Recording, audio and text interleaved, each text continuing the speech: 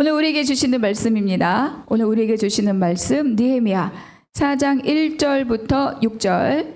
느헤미야 4장 1절부터 6절 우리가 한 목소리와 함께 읽겠습니다.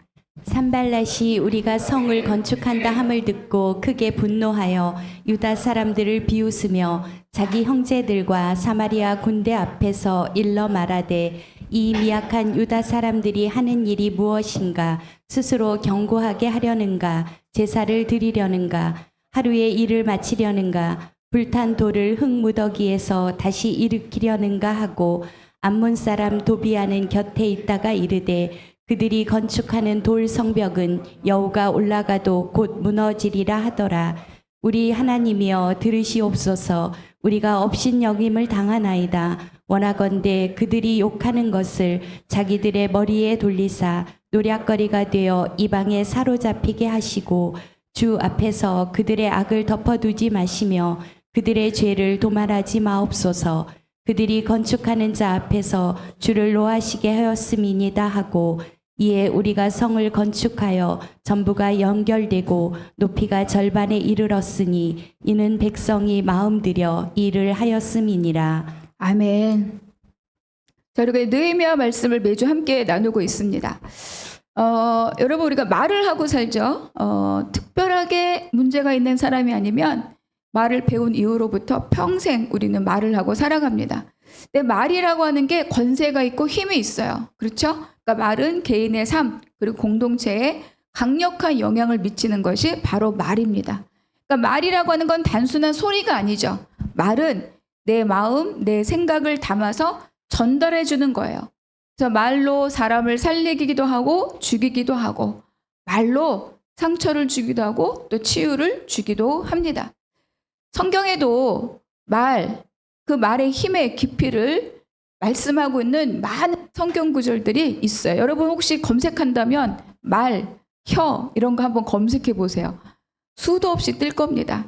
그런데 그렇게 성경에서도 중요한 주제로 다루고 있는 것이 이 말과 언어에 대한 거죠. 여러 가지 말씀들을 찾아볼 수 있지만 우리가 작년에 마태복음을 함께 했으니까 마태복음 12장의 말씀을 한번 보겠습니다. 마태복음 12장 34절에 보면 이는 마음이 가득한 것을 입으로 말함이라 이렇게 말씀하고 있어요. 결국 말이라고 하는 것은 내 안에 무엇이 들어있느냐를 드러내는 것이 말이라는 거죠. 36절 37절 같이 한번 읽어보겠습니다.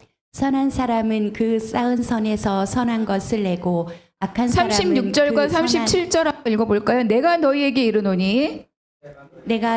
이르노니 사람이 무슨 무익한 말을 하든지 심판날에 이에 대하여 신문을 받으리니 내 말로 의롭다함을 받고 내 말로 정죄함을 받으리라. 그렇죠. 아까 말씀드린 것처럼 내 속에 무엇이 있는가를 드러내는 통로이지만 중요한 것은 마지막 때 하나님께서 이 말로 심판을 받을 것이다 이렇게 말씀하고 있다는 거예요.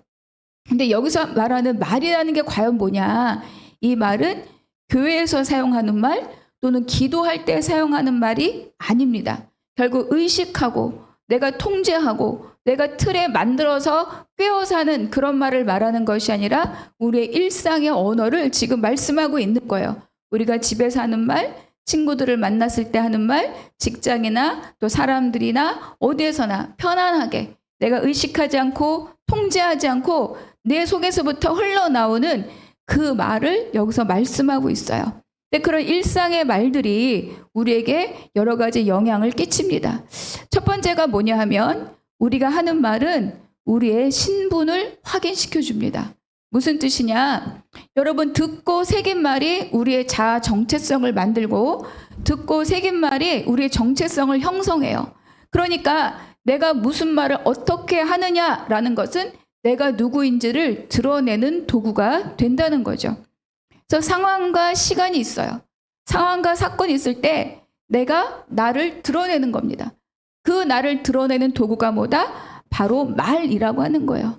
그러니까 상황과 사건은 누구 앞에나 동일하게 올 때 내가 거기에서 그 앞에서 어떤 말을 하느냐가 나의 신분을 확인시켜줘요. 내가 하나님의 자녀이냐, 내가 세상의 자녀이냐를 드러내 준다는 거죠. 여기에는 목사냐, 무슨 중직자냐, 성도냐, 이게 다 의미가 없어요. 그가 그 사건 상황 앞에서 무슨 말을 하느냐가 그 사람의 신분이라는 거예요. 목사의 타이틀을 가졌지만 세상의 사람이냐, 교회 예수님 믿은 지 얼마 안 됐지만 하나님의 사람이냐, 그거를 말해준다는 겁니다. 두 번째는 어떤 영향력을 주느냐. 우리가 하는 말은 우리 삶의 한계를 설정해줘요. 우리 삶의 한계. 긍정적인 말, 살리는 말, 쉽게 말하면 칭지, 격동, 이 말들은 우리를 이렇게 세워주죠. 한계가 있어도 그것을 넘어서 가보고자 하도록 우리를 세워주는 것이 바로 긍정적인 말, 살리는 말입니다. 그러나 부정적인 말, 비난의 말들은 어때요? 한계 안에 내가 머물러 주저앉아 있도록 만들어주는 것이 바로 이 말의 힘인 거죠. 우리를 갉아먹는 힘이 있어요. 자유롭게 해주는 힘도 있고 갉아먹는 힘도 있는 것이 바로 이 말입니다. 가능과 불가능은 환경이 아니라 내가 어떤 말들을 선포하고 있느냐가 영향력을 준다는 거예요. 세 번째는 뭘까? 우리가 하는 말은 우리의 영, 우리의 속사람에게도 영향을 미친다는 겁니다. 믿음의 말들, 하나님의 말씀들, 영의 말들은 우리의 속사람들을 막 강건하게 하고 살아나게 해요. 그러나 죽이는 말, 비난의 말, 원망의 말들은 그 영향도 고스란히 우리 속사람들이 영향을 받게 된다는 거죠. 그래서 나의 영적인 수준, 나의 하나님의 관계의 깊이가 어떠한지 알고 싶으면 내가 무슨 말을 하고 돌아다니는지를 내가 들으면 돼요. 여러분, 다른 사람에게 물어볼 필요 없어요. 내가 성경 백독을 해도 의미가 없어요. 물론 그 정도 하면 나의 언어를 다스릴 줄 알지만 그렇게 했다고 해서 내 언어가 하나님의 언어로 드러나지는 않는다는 거예요. 결국은 읽어도 내 속에 무엇을 담느냐가 그거를 말해준다는 거죠. 그래서 여러분, 사람들이 할 수 있는 가장 영적인 행위가 뭐냐? 그 사람이 정말 영적인 사람이다. 또는 나는 영적인 행위를 한다. 라고 할 때 영적인 것이 뭐냐? 여러분, 방언을 말하고 예언을 말하는 게 아니에요. 그의 입에서 나오는 말입니다. 그 말이 바로 그 사람의 영적인 수준을 말해주는 거죠. 지금 이제 이 느헤미야의 상황은 막 성벽이 세워지고 있고 하나님 나라가 세워지고, 그래서 지금 이 느헤미야와 예루살렘과 그 백성들은 굉장히 구속사적으로 중요한 그런 시점에 다다르고 있어요. 예루살렘이 세워지고 성벽이 완성된다는 것은 이스라엘이 국가 기능을 회복한다는 것이요, 그것은 멀리 보면 하나님의 나라가 이루어지고 있다는 것을 예표하는 일이에요. 그런데 이때 이런 환경에서 누가 어떤 말을 하느냐가 매우 중요하고 결정적인 요소로 작동된다는 거죠. 그래서 오늘 본문은 이런 관점으로 우리가 한번 같이 살펴보려고 합니다. 여러분, 우리가 3장을 지난주에 했죠. 예루살렘 성벽을 지금 건축하고 있죠. 성 안에 있는 사람이나 성 밖에 있는 사람이나 남녀노소 빈부 귀천 할 것 없이 다 느헤미야가 예루살렘 성을 건축하여 다시는 우리가 수치를 당하지 말자, 그 말에 다 응답한 거예요. 그 말에 하나님의 비전이 선포되고 우리가 할 일이 무엇인지를 말해주는 그 리더의 말에 다 그 마음이 일어선 거죠. 그래서 함께 그 부르심에 응답하고 성벽을 건축하기로 하였습니다. 영적인 지도자가 가장 먼저 일어났어요. 일어나서 두 번째는 무엇입니까? 다른 모든 사람들이 함께 연합하고 또 함께 힘을 모으고 함께 성벽을 세우고, 또 중요했던 게 뭐죠? 그 다음은 누구 하나 빠지지 않고 다 그것을 연결해서 책임을 지기로 했다는 거예요. 그런데 그럼에도 불구하고 발 빼는 사람들이 있었죠. 그래서 그 다음 우리가 할 일이 무엇이냐? 서로 너희라고 생각하지 않고 우리라는 마음으로 짐을 지어주는 거예요. 그가 남긴 짐, 그가 버린 짐을 함께 지어줌으로 성벽 재건이 지금 이루어지고 있었습니다. 근데 지금 이러고 있는데, 이 놀라운 하나님의 일이 시작되고 진행되고 있는데, 그렇다면 주변에서는 어떤 일들이 벌어지고 있었는가? 우리가 1절 한번 같이 읽어보겠습니다.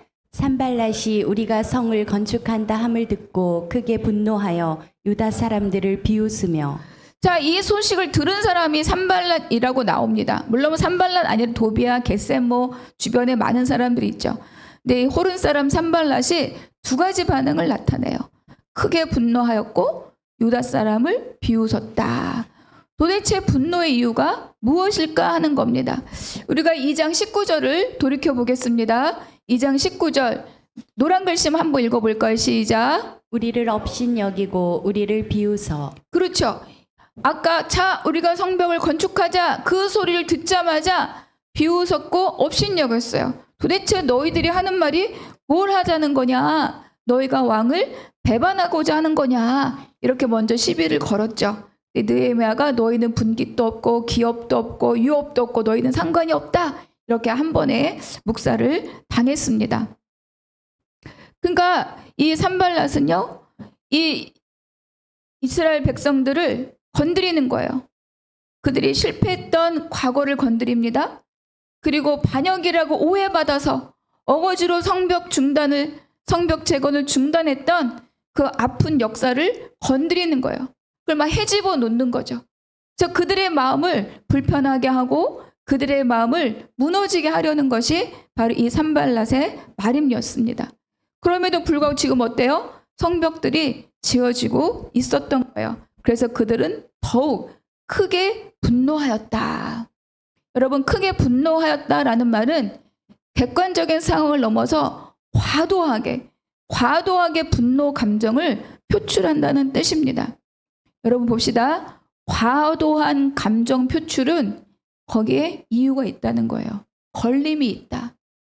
여러분, 너무 과도한, 이렇게까지 화를 낼 일인가? 라고 하는 그런 거. 그렇게까지 좌절할 일인가? 그렇게까지 슬퍼할 일인가? 그 지점에는 그 사람의 무언가가 걸려 있다는 것을 말해줘요. 그러니까 아니 이스라엘 사람들이 이스라엘 성벽 재건하는데 산발랏이 그렇게 격노할 일이 과연 무엇이겠느냐. 첫 번째는 자기의 권력이 위협받는다는 두려움을 갖고 있기 때문입니다. 그는 사마리아 총독이에요. 그런데 유다는 총독도 없었고 지금 아무도 관리해주는 사람이 없었어요. 그래서 사마리아 총독이지만 마치 이 유다도 이 예루살렘도 다 뭐예요? 자기 영향권 아래 두고 있었던 거예요. 그래서 그는 정치적으로 안정감을 느꼈고 그리고 뭡니까? 자기의 권력을 유지하는데 이 연약한 예루살렘이 필수적이었던 거죠. 그런데 성벽이 재건되면 어떻습니까? 함부로 출입할 수 없고 방어벽이 생기고 독립적인 역할을 할 것이고 그렇다면 자기의 영향력은 그만큼 줄어들기 때문에 그것을 두려워하고 이렇게 격분하고 있는 겁니다. 두 번째, 이 격분의 이유가 무엇일까? 열등감으로 인한 시기심입니다. 유다는 오래도록 방치되었던 폐허와 같은 땅이었어요. 그래서 주변 국가가 다 이 유다와 예루살렘 어때요? 하찮은 존재로 여겼습니다. 산발랏도 그 귀한 자들을 마음에 업신여김이 있었어요. 근데 여러분, 열등감이 강한 사람의 특징이 뭔지 아세요? 늘 자기보다 더 부족한 사람을 옆에 두고 싶어 해요. 그래서 그 사람을 보면서 내가 괜찮다는 자기 만족을 하고 싶어 하는 것이 열등감이 많은 사람의 특징입니다. 그래서 바로 이 산발랏은 느헤미야가 왔잖아요. 보기에도 만만하지 않아. 그리고 막 바사 왕의 조서도 갖고 와, 물자도 갖고 와, 군대가 호송하고 와, 마병이 와. 그러니까 어떻습니까? 자기의 권위에 대해서 위협을 느끼는 거죠. 그러니까 산발랏은 이 예루살렘을 여전히 자기가 조정할 수 있는 약한 상태, 내가 막해도 괜찮은 그런 존재로 두고 싶었었는데 예루살렘이 강성해지고 느헤미야의 영향력이 커지면 어때요? 자기보다 더 커지면 어떡하지? 내 권위보다 더 커지면 어떡하지? 이런 두려움이 있는 거죠. 이런 시기심이 있는 거예요. 그래서 예루살렘이 강성해지는 것을 두고 볼 수가 없어요. 사마리아보다 더 커지면 어떡하지? 나보다 더 높아지고 더 명성이 커지면 어떡하지? 이건 다 그의 열등감으로 인한 시기심의 발로인 거예요. 비교를 하는 거죠. 나보다, 느헤미야보다. 사마리아보다 예루살렘보다. 그래서 언제든지 자기 옆에 하찮은 존재로 있어야 자기의 마음이 편한데 성벽이 재건된다면 나는 어떻게 되는 것인가? 이런 마음이 있는 거죠. 마치 사울이 다윗을 시기하는 것과 같은 그런 마음입니다. 그러니까 산발락과 그의 형제들은요, 이 형제들은 이 육신의 형제가 아니라 그들과 마음을 합하고 있는 그런 한 무리들을 말합니다. 이 성벽 재건을 기쁘게 볼 수가 없는 거예요. 그래서 크게 분노하고 그 다음에 어떻게 합니까? 비웃었다 이렇게 말합니다. 그렇죠? 그래서 이 비웃었다는 말은 조롱하다, 비웃었다, 업신여기다 다 같은 뜻입니다. 그러니까 상대의 마음을 상할 만큼 아주 비열한 그런 행위를 하고 있는 거예요. 이 산발랏이 자기의 두려움, 자기의 시기심을 떨쳐내고자 했던 반응이 뭐냐면 이 조롱의 말입니다. 이 조롱의 말로 상대의 감정을 공격하고 무너뜨리는 거죠. 그래서 우리가 본문 속에서 보고자 하는 것이 뭐냐? 하나님의 일을 회방하는 자, 대적자의 말들은 우리를 어떻게 공격하는가?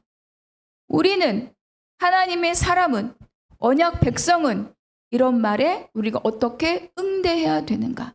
그래서 오늘 본문 속에서 함께 보고자 합니다. 첫 번째 대지 한번 같이 읽어볼까요? 시작. 대적자의 말은 모든 것을 부정하여 자기 비하를 심어줍니다. 자기 비하를 심어주는 게 대적자의 말들입니다. 2절 함께 읽겠습니다. 시작. 자기 형제들과 사마리아 군대 앞에서 일러 말하되 이 미약한 유다 사람들이 하는 일이 무엇인가? 스스로 경고하게 하려는가? 제사를 드리려는가? 하루에 일을 마치려는가? 불탄 돌을 흙무더기에서 다시 일으키려는가 하고. 산발랏은 형제들과 사마리아 군대, 지금 쫙 자기 편을 모아놓고 지금 이렇게 말하는 거예요. 비웃음과 조롱으로 자기 군대의 힘을 모으는 거죠. 이 사람들을 업수히 여기면서 너희들은 이 사람보다 낫다고 말하면서 이 사람들을 격동시키는 거예요. 그래서 힘을 모으는 거고 상대의 마음을 무너뜨리는 아주 심리적인 그런 전술인 거죠. 첫 번째 뭐라고 말하느냐?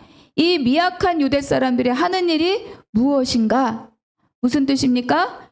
이 별 볼 일 없는 사람들이 뭘 하려고 하는 거야? 이런 뜻입니다. 여러분, 포로 생활에서 귀환한 이스라엘 백성들은 패배감, 자격지심, 그것으로 자기의 가치를 스스로 높게 평가할 수가 없어요. 여러분, 노예살이 하다가 온 사람, 여러분 우리가 36년 동안 일본 식민지 생활을 할 때 독립운동가들이나 지성인들이 했던 일 중에 하나가 뭔지 아세요? 역사 교육을 하는 일이었어요. 역사 교육. 왜 그러냐? 계속 너희는 2등 신민이야 라고 얘기했거든. 너희들은 2등 국민이야. 너희들은 하잘것없는 존재야. 너희들은 우리의 지배를 받아야만 경제도 이룰 수 있고 건설도 할 수 있고 철도도 날 수 있고 문화를 세울 수 있어. 그렇게 가르쳤어요. 그것이 아니다. 우리가 얼마나 귀하고 아름다운 역사를 가진 독립국가인지를 우리가 알아야 된다. 그것이 바로 역사 교육이었습니다. 느헤미야가 하고 있는 일이 그 일이었어요. 오래도록 포로 생활을 마치고 겨우겨우 고향을 찾아오는데 아무것도 없는 거예요. 지켜줄 자도 없고 성벽도 세우려다가 못하고 그 실패감, 그 낭만감. 그래서 느헤미야는 이 성벽 재건을 통해서 나라의 국가 기능을 회복함과 동시에 이 백성들의 정체성, 이 백성들의 자존감을 회복시키자 했습니다. 다시는 수치를 당하지 말자. 그 말에 이 백성들이 일어선 거죠. 산발랏이 뭐라고 합니까? 이 별 볼 일 없는 사람이 뭘 하겠다는 거야? 이렇게 말하는 거죠. 백성들이 자기 현실을 자기의 눈으로 바라보게 합니다. 성벽을 재건하기에 너희는 무능하다. 이렇게 말하는 거예요. 두 번째, 스스로 견고하게 하려는가? 이 말은 무슨 뜻입니까? 너희가 성벽 재건을 스스로 할 수 있다고 생각하느냐? 이런 조롱의 말이죠. 여러분, 성벽 쌓고 건축하는 일은 어때요? 굉장히 전문적인 일이에요. 우리가 여기 있는 뭐 남한산성 이런 거 다 뭐예요? 그냥 막 도로 올려놓은 게 아니잖아요. 전문적인 지식과 기술이 있어야 돼요. 그런데 우리 3장에 살펴보았지만 아무도 전문가가 없어요. 다 마음을 모아서 우리 해보자 이러고 모인 사람들.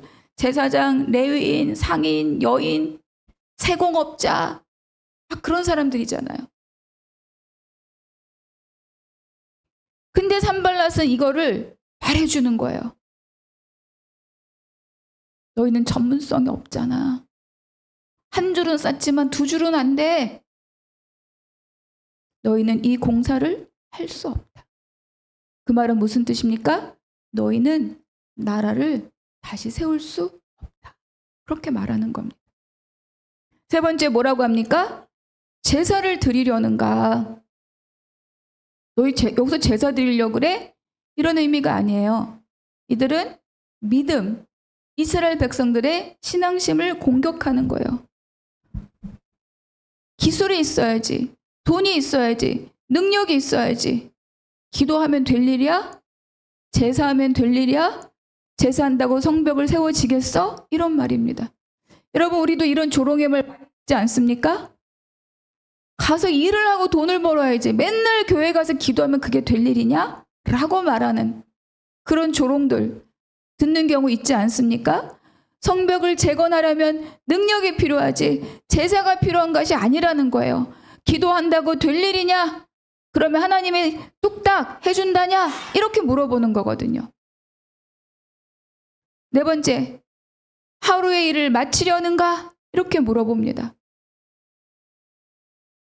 도대체 너희는 이 일이 하루 이틀 사이에 끝날 일도 아닌데 이 일을 하겠다고? 이렇게 물어보는 거죠. 시간도 필요하고 물자도 필요하고 그것을 조달할 기구도 필요하고 너희들이 그럴 능력이 있느냐? 너희들 느헤미야의 그 택도 없는 말에 현혹되어서 속아서 끝낼 수도 없는 일에 너희가 참여하고 있구나. 너희는 무지하고 무모하구나. 이렇게 말하는 겁니다. 다섯 번째, 불탄 돌을 흙 무더기에서 다시 일으키려는가? 어쩌겠다는 거야? 아무것도 없는데 그 부서진 돌 모아서 씻어서 쓰겠다는 거야? 건축 재료도 없는데 어떻게 하겠다는 거야? 이런 질문을 하고 있는 거죠. 가진 건 쥐뿔도 없으면서 진짜 가진 건 아무것도 없어서 뭘 하겠다는 거야? 도대체 어쩌겠다는 거야? 이런 말을 하는 겁니다.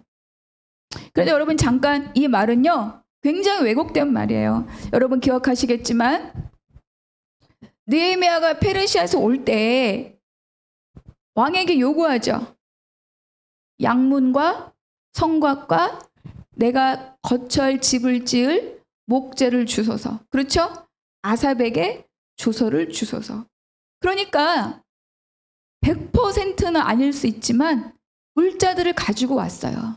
그리고 또 하나, 이 돌담을, 이 성벽을 쌓았던 돌들이요, 이런 우리가 길거리에서 만나는 돌이 아니에요. 어마어마하게 큰 돌입니다. 그래서 지금 통곡의 벽은 예루살렘 성벽은 아니죠. 이 통곡의 벽은 헤롯이 지은 성벽의 일부가 남아있는 거거든요. 근데 그 벽을 보면은 그 돌들을 알 수가 있대요. 아, 이거 로마 때 보수한 돌이다. 이거 히스기야 때 보수한 돌이다. 이걸 알 수 있답니다. 그만큼 견고한 돌을 쌓았다는 거예요. 그러니까 무너져 있긴 하지만 돌 자체가 가루가 되어서 못 쓰는 것이 아니라는 거예요. 그러니까 지금 이 산발랏의 이 모든 말들은 맹목적이고 근거도 없는 비웃음과 조롱의 말이고 또 그들이 갖고 있는 현실을 하나님의 눈이 아니라 자기의 눈으로 보게 만드는 그런 공격하는 부정의 말이라고 우리에게 말해주는 겁니다. 그래서 3절이 있어요. 3절 한번 더 같이 읽어보겠습니다. 시작. 암몬 사람 도비아는 곁에 있다가 이르되 그들이 건축하는 돌 성벽은 여우가 올라가도 곧 무너지리라 하더라. 여기 한술 더 뜨는 거죠. 아, 거기 여우가 올라가도 무너질 만큼 별거 아니에요. 이렇게 말하는 겁니다. 그런데 봅시다. 지금 산발랏이 하겠느냐 이렇게 말하잖아요. 그 모든 말은, 총체적인 말은 뭐야? 안 된다는 거죠. 너희들은 무능하고 실력이 없고 돈도 없고 백도 없고 아무것도 없다. 너희들이 쌓은 것은 여우가 올라가도 무너진다. 무슨 뜻입니까? 하찮은 사람들이 쌓은 허접한 성벽이다. 한마디로 딱 정리를 해주는 거예요. 너희는 하찮아. 그러니 너희가 하는 일도 허접해. 이렇게 정의를 내리는 겁니다. 이 말은 굉장히 무서운 말이고 굉장히 힘이 있는 말이에요. 이 말이 백성들의 마음에 꽂히는 순간 백성들은 그 마음이 다 힘을 잃어버리게 됩니다. 왜냐하면 이 모든 말들은 그들이 당면한 현실을 부정적인 눈으로 보게 만들기 때문입니다. 여러분, 가장 대표적인 말이 뭐죠? 12정탐꾼. 가데스바네에서 가나안을 정탐하러 갔어요. 똑같은 상황과 똑같은 땅을 보았으나 10명의 정탐꾼이 이렇게 말합니다. 우리는 스스로 보기에도 메뚜기 같다. 그들은 우리의 밥이다. 그들은 우리의 먹이다. 갈렙만 그랬을 뿐 아무도 그 말에 동조하지 않고 그들이 밤새 울었다. 한 지도자를 세워 돌아가자라고 말했다는 겁니다. 그것이 바로 말의 위력입니다. 그래서 대적자들은요, 하나님의 나라가 재건되는 것을 절대 원치 않습니다. 자기가 통제하고 자기 휘하에 두고 자기 권력으로 이용하고 싶어 하는 거죠. 근데 여러분, 우리의 대적자는 누굽니까? 우리는 하나님의 나라의 백성이고 하나님 나라를 세우는 사람들이에요. 그러니까 우리의 대적자 사탄은 우리가 하나님 나라의 백성의 정체성을 갖고 하나님 나라의 백성으로서 삶을 살고 하나님 나라를 세워가는 것을 당연히 싫어하죠. 그래서 사탄이 우리에게 심어주고자 하는 말들이 바로 이런 말이에요. 너희는 나라를 세울 수 없어. 너희는 무능해. 기도한다고 다 되는 게 아니야. 너희들은 무지하고 무모해. 너희들은 아무것도 할 수가 없어. 이렇게 말해주는 거예요. 사탄은 우리가 영적으로 성장하려고 할 때, 말씀과 기도의 성벽을 세우려고 할 때, 어떤 일들이 개인과 가정과 공동체에 생명으로 일어나는지를 너무 잘 알고 있기 때문에 이미 자기가 탈취해 갖고 있는 사람의 마음, 가정, 공동체를 빼앗기고 싶어 하지 않는 거죠. 성벽을 쌓지 못하도록 하는 거예요. 그대로 주저앉아서 살던 대로, 먹던 대로, 지내던 대로 그렇게 살기를 원하고 있습니다. 그러니까 온갖 것들을 다 이용해서 그 마음으로부터 무력감을 갖게 하는 거예요. 그리고 그걸 가장 힘있게 하는 것이 바로 이 말의 힘입니다. 부정적인 말을 듣게 하고 그것으로 우리가 부정적인 말을 뱉어서 그 부정적인 말의 씨를 뿌리게 하는 거죠. 그러니까 애굽에 매장지가 없어서 끌고 나왔느냐? 우리를 왜 여기까지 끌고 나왔느냐? 우리가 애굽을 섬기겠다고 하지 않았느냐? 하나님의 일하심을 다 부정하게 하는 거죠. 그 말의 씨를 뿌려서 우리가 부정의 열매를 먹도록 하는 것이 바로 이 사탄의 계략입니다. 나는 무능하다. 나는 전문성이 떨어진다. 언제까지 기도해야 되는가? 기도한다고 될 일인가? 언제까지 이렇게 살아야 되는가? 니까지 이렇게 한다고 얼마나 하겠느냐? 들으면서 결국 뭐가 되는 거야? 아, 나는 안 되는구나. 이렇게 주저앉게 만드는 것. 사탄이 우리를 그렇게 공격한다는 거예요. 나의 약점을 들추고 나의 무능을 고발하고 왜곡하고 비난합니다. 근데 저는 이제 이 말씀을 며칠 동안 읽으면서 저도 그런 마음이 들었어요. 한나무 교회를 끌고 갈 만한 능력이 없다. 아, 나도 내놓으라 할 전문성이 없다. 아, 얼마나 어떻게 갈지 모르겠다. 이런 말들이, 생각들이 나를 막 치고 들어올 때가 있다는 거예요. 여러분도 여러분의 삶에서 가장 중요한 환경 앞에서 이런 부정의 말들이 여러분의 심령을 갉아먹고 있을 때가 있어요. 나는 이런 약점을 가졌는데 내가 이 일을 할 수 있나? 해야 되나? 나는 이런 복잡함이 있는데 이거를 끌어안고 내가 가야 되나? 말아야 되나? 근데 여러분 분명한 것은 이 일이 나의 일이 아니라는 거예요. 누구의 일이다? 하나님의 일이라는 거죠. 성벽을 건축하는 거는 느헤미야의 일이 아니라 느헤미야에게 선한 손길을 뻗치셔서 그 일을 할 수 있도록 보내주신 누구의 일이다? 하나님의 일이라는 겁니다. 이거를 놓치면 우리는 계속 나를 보면서 계속 사탄이 원하는 대로 부정의 언어를 내 자신에게 쏟아넣는 경우들이 많이 있다는 거예요. 그래서 두 번째가 뭡니까? 같이 읽어보겠습니다. 대적자의 말을 이기는 가장 강력한 방법은 기도입니다. 우리 하나님이여 들으시옵소서. 우리가 업신여김을 당하나이다. 원하건대 그들이 욕하는 것을 자기들의 머리에 돌리사 노략거리가 되어 이방에 사로잡히게 하시고 주 앞에서 그들의 악을 덮어두지 마시며 그들의 죄를 도말하지 마옵소서. 그들이 건축하는 자 앞에서 주를 노하시게 하였음이니이다 하고. 자, 여기서 보면 지금 이 산발랏이 도비아가 막 이런 말들을 하고 있다는 것을 느헤미야가 들었어요. 그런데 느헤미야는 여기에 감정적으로 반응하지 않는 거죠. 이 방해 공작은 느헤미야가 예루살렘에 도착했을 때부터 이미 계속되었죠. 여러분 이쯤 되면 어떻게 돼야 돼요? 내가 지금까지 참았는데 더 이상 못 참겠다. 이러고 나설 수도 있지 않습니까? 근데 그러지 않아요. 자기의 말을 던지지 않아요. 그리고 느헤미야는 먼저 기도할 뿐입니다. 여러분 느헤미야의 가장 탁월한 점이 무엇인지 아십니까? 여러분 뭐라고 생각하세요? 기도하는 거, 하나님 앞에 머물러 있는 거, 준비성, 치밀한 계획, 아이디어, 통찰력 다 맞습니다. 탁월한 리더십. 근데 제가 오늘 새벽에 이 말씀을 이제 다시 한번 이렇게 묵상하는데 이런 마음이 됐어요. 와, 다 그것이 느헤미야의 탁월함이 맞지만 그것은 부차적인 것이구나. 진짜 느헤미야의 탁월함은 무엇이냐? 느헤미야는 하나님의 나라의 일이 굴러가는 원리를 아는 사람이라는 거예요. 하나님 나라의 영적인 원리를 아는 사람이다. 여러분 저희 이 말을 이해하시면 좋겠습니다.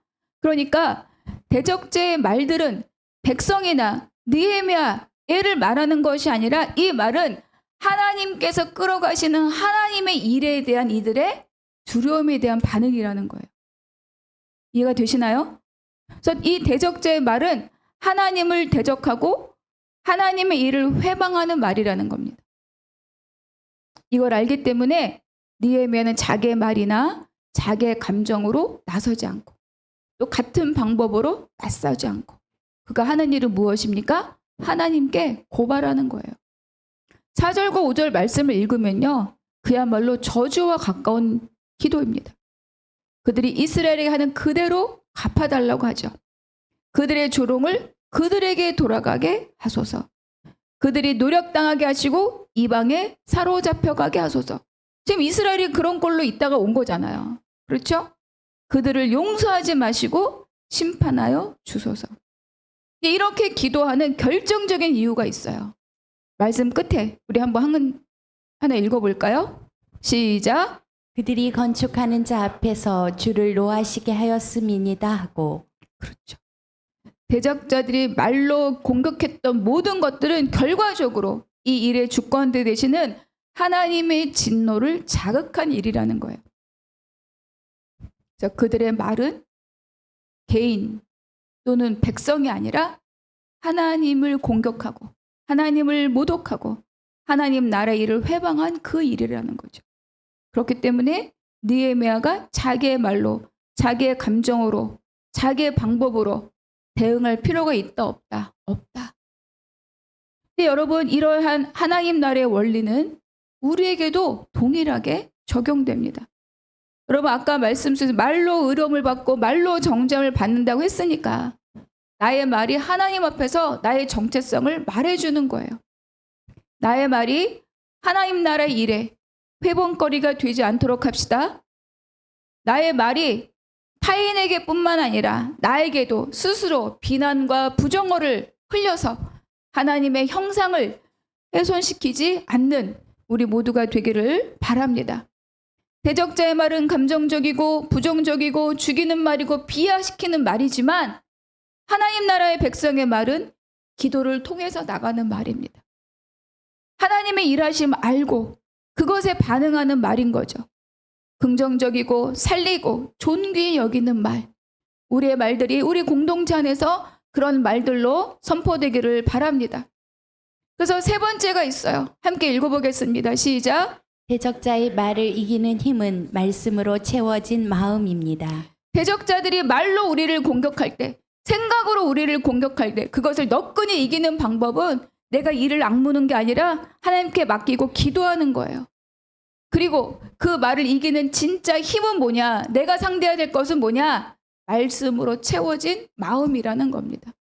6절 함께 읽겠습니다. 시작. 이에 우리가 성을 건축하여 전부가 연결되고 높이가 절반에 이르렀으니 이는 백성이 마음 들여 일을 하였음이니라. 그러니까 이렇게 그들의 사기를 꺾으려는 많은 말들이 성벽 재건을 회방하고 하나님 나라의 일을 회방하는 많은 말들이 난무했지만 하나님의 일은 멈추었습니까?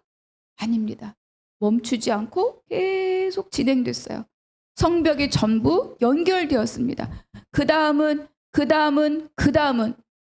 책임을 맡았고 공사를 했고 행동했고 그래서 어떻게 했습니까? 다 연결되었다. 김현주 목사가 여기서부터 여기부터 시작하잖아요. 나는 여기부터 시작하고 권사님 여기부터 시작하고 집사님 여기부터 시작했는데 이것이 어때요? 다 연결되었다. 연결되었을 뿐만 아니라 높이가 2분의 1이나 세워졌다. 아주 기본적인 방어 능력을 갖추게 되었다. 이렇게 일의 결과를 말씀해 주고 있어요. 그런데 이렇게 할 수 있었던 이유를 뭐라고 말하느냐? 백성이 마음을 들여 일을 하였음이라 이렇게 말합니다. 여러분 이 구절의 주어는 백성이 아니에요. 이 구절의 주어는 백성의 마음이 주어입니다. 마음. 언어적 뉘앙스는 백성이 이랬다가 아니라 마음이 이랬다입니다. 마음이 이랬다. 대적자들이 무엇이라 하들은 그들의 마음 속에는 이 일을 해내고야 말겠다는 단단한 그들의 마음이 있었다는 겁니다. 마음속에 이 일을 이루려고 그들의 마음이 느헤미야의 그 놀라운 하나님의 선한 손길에 의한 그 말을 받은 그 마음이 그들 안에 가득했다 이런 뜻입니다. 여러분 마음에 말씀이 가득하면 다른 말들이 들어올 틈이 없어요. 그렇기 때문에 우리는 마음에 말씀과 기도의 성벽을 세워야 합니다. 여러분 여기에 꽉 차 있으면 다른 게 들어올 틈이 없어요. 여기가 비어 있으면 오물도 들어올 수 있고 맑은 것도 들어올 수 있고 낙엽도 들어올 수 있고 다 들어올 수 있습니다. 여러분 마태복음에서 씨 뿌리는 비유에서 길가에 뿌려진 씨앗은 뿌리를 내립니까? 못 내립니까? 뿌리를 내리지 못합니다. 다 새들이 와서 쪼아 먹는다. 누구나 와서 건드린다는 거야. 누구나 건드리고 누구나 공격하고 누구든지 빼앗아가고 누구든지 탈취해가고 무방비다. 경계가 없고 벽이 없다. 그게 길가에 뿌려진 씨앗입니다. 여러분 내 인생이 내 마음이 내 언어가 내 삶이 그렇게 되지 않기를 축복합니다. 여러분 우리가 지켜야 됩니다. 그 지키는 방어벽의 첫 번째가 뭐냐면 나의 언어라는 거예요. 나는 영적인 사람이 되고 싶어 라고 하는 여러분의 언어를 보시면 돼요. 그래서 영적 전쟁은 말의 전쟁입니다. 우리가 귀신을 보고 여기 뭐 이렇게 뿔 달린 사람을 존재를 이게 영적 전쟁이 아니에요. 내가 상황을 볼 때 하나님이 하실 겁니다 라고 말하는 사람이냐 내가 상황을 볼 때 아이 또 라고 말하는 사람이냐 그게 우리의 전쟁의 승패를 말해주는 거죠. 믿음의 말들 하나님의 말씀이 채워지면 그 마음이 누구의 일을 한다고요? 하나님의 일을 하게 됩니다. 제가 작년에 어느 교회를 우연하게 방문하게 됐는데 건축한 지 얼마 안 됐고 출석 성도님 한 300명 정도 된다고 너무 깨끗한 거예요. 그래서 막 제가 아래층부터 위층까지 막 사진을 찍으면서 다녔어요. 이제 거기는 화수 목금에 이렇게 이제 한 4-5개의 순이 모여서 공간 하나에서 모임을 해요. 모임을 하고 그곳에서 청소를 그분들이 합니다. 그러니까 그 공간은 그 순의 책임이에요. 근데 제가 2가지를 봤어요. 하나는 뭐냐? 공간마다 무선 청소기와 이 뭐죠 이거? 뭐라 그래 이 걸레. 돌아가는 청소기 걸레. 그러니까 모임이 딱 끝나면 그거 가지고 쫙 청소하고 쫙 물걸레질하고 이런 선반 위만 손걸레질하고 다 빨아서 딱 놓고 탁탁 충전시키고 가는 거예요. 2번째, 그 자리마다 기도 파일이 쫙 있어요. 우리로 말하면은 지파나 이런 기도 파일이 있어서 모임이 끝나고 그 기도 파일을 갖고 다 그 자리에 앉아서 기도 파일을 함께 넘기면서 함께 기도를 하고 그리고 하루를 끝내는 거예요. 근데 거기에 그 기도문에 교회에 관한 기도에 이런 한 절이 있더라고요. 제가 거기다 그때 메모해왔어요.